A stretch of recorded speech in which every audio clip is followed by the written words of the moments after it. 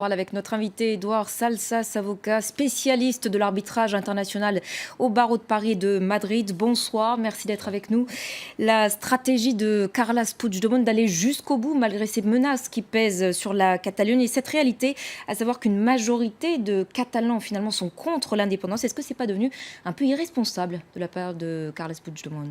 En fait, on aurait su si la majorité des Catalans étaient contre l'indépendance, s'il y avait eu un référendum avec des garanties et sans En tout l'intervention cas, de c'est la ce que tous les police. sondages indiquent et on a vu aussi cette démonstration de force hier dans les rues de Barcelone notamment. Effectivement, hier, il y a eu 300 000 personnes qui se sont rassemblées et c'était une manifestation qui était très importante. On a dit qu'il y avait des signes franquistes, on a dit qu'il y avait des gens qui venaient en dehors de la Catalogne. Je pense qu'en tout cas, c'était important que ces gens soient visibles. Voilà, une manifestation de 300 000 personnes. Les indépendantistes ont aussi fait beaucoup de manifestations dans le passé.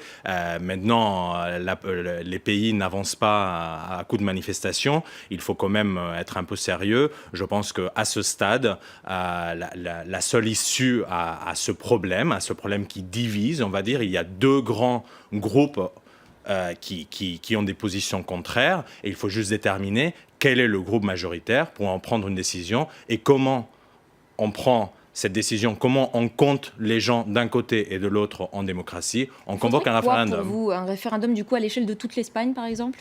En fait, je pense que le référendum à l'échelle de toute l'Espagne, d'une part, ça serait quelque chose qui n'a pas de précédent dans l'histoire. Je veux dire, les référendums d'indépendance, comme en Écosse, comme au Québec, ce serait représentatif. Ça serait représentatif de toute l'Espagne. Mais le cas de figure où on aurait, dans l'ensemble de l'Espagne, où il y a le non, on va dire le rester en Espagne qui sort gagnant, mais après, quand vous comptez les votes en Catalogne, c'est le oui qui gagne, et alors on fait quoi? Ce n'est pas une solution à long terme, en fait. Et donc, pour le coup, je pense que c'est vraiment, et j'ai envie de limite dire, c'est du bon sens, les référendums d'indépendance, on consulte la région qui veut prendre son indépendance, et ce n'est pas grave. Il faut avoir un débat serein sur la question. Je pense que du côté unioniste, il y a beaucoup de bons arguments qu'on n'a pas entendus jusqu'à maintenant. On a juste eu un discours d'illégalité, ceci est illégal, ceci est contraire à la Constitution. Il faut quand même que le côté unioniste arrête avec cette position de blocage, de bloquer sur la forme de la prise de décision et rentre sur le débat de fond. C'est un débat de fond qui est important. Un discours légal plutôt que politique, c'est ce que vous déplorez. Alors Mariano Rajoy menace aujourd'hui de suspendre purement et simplement l'autonomie de la région en cas de déclaration d'indépendance demain. Quels pourraient être les outils, notamment juridiques, à disposition de Carles Puigdemont s'il veut riposter? En fait, il y a deux questions. D'une part, il faudra quand même être très attentif à la formulation qu'il utilisera demain, parce qu'en fonction de la formulation, ça peut avoir des conséquences différentes.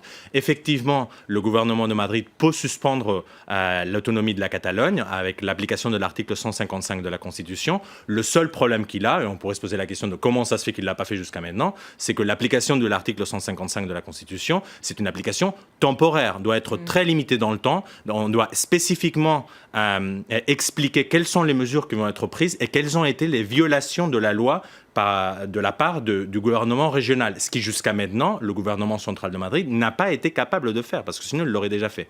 La réponse du gouvernement régional, ça serait simplement continuer avec la légalité approuvée dans le Parlement régional. C'est-à-dire, il ne faut pas oublier qu'il y a eu une loi de transition qui a été approuvée dans le Parlement catalan, qui prévoit en fait cette transition entre appartenir à l'Espagne et devenir un État indépendant.